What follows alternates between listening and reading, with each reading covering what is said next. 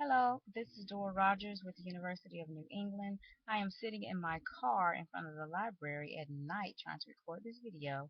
However, for the sake of time, I need to get into the presentation that I want to discuss this evening. My argument this evening is advocating for the welfare and employment wages. Um, what I would like to discuss to any local or federal lawmakers is the concern with the minimum wage still being at $7.25 an hour. $7.25 for an individual to make it off of is meager, let alone trying to make it off of $7.25 as a family.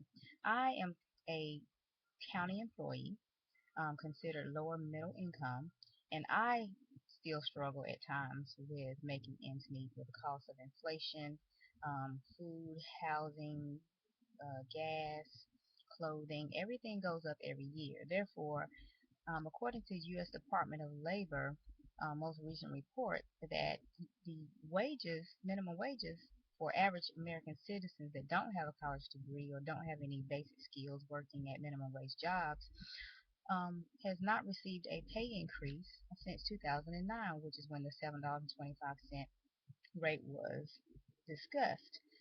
So, what I have issues and concerns with, this is in relation to our welfare program.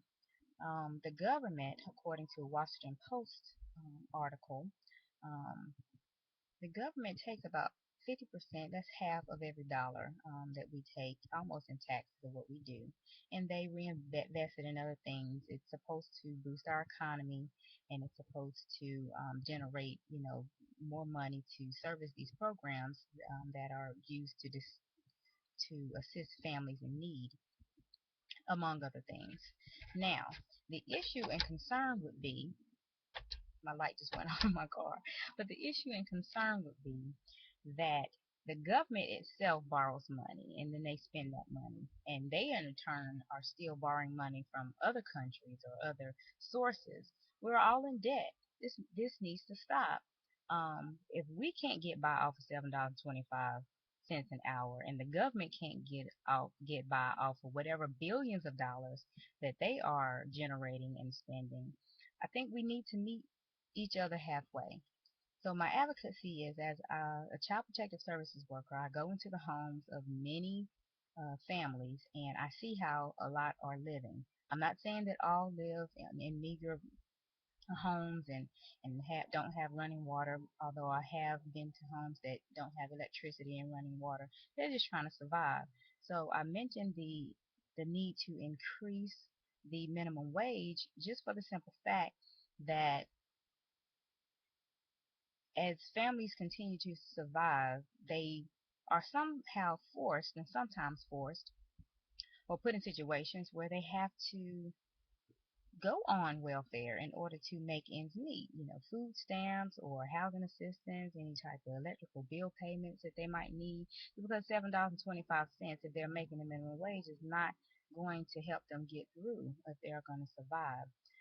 I also go back to the historical context or literature that we read at the beginning of our course with the Reich and Andrews 2001, just about why the social movement was developed in the first place. We all rely and depend on one another at some point in time.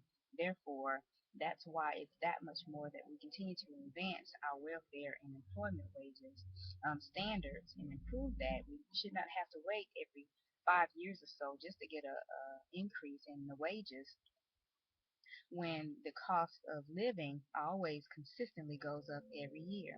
This continues to keep people in poverty, and this continues to keep people feeling as if they were oppressed. So I urge and I beg of you to put yourself in their shoes, to feel what it feels like in order to have to live life on meager beginnings. Thank you for your time, and I hope that you enjoyed this presentation and got some information out of it that will help us change our welfare and employment wages reform policy.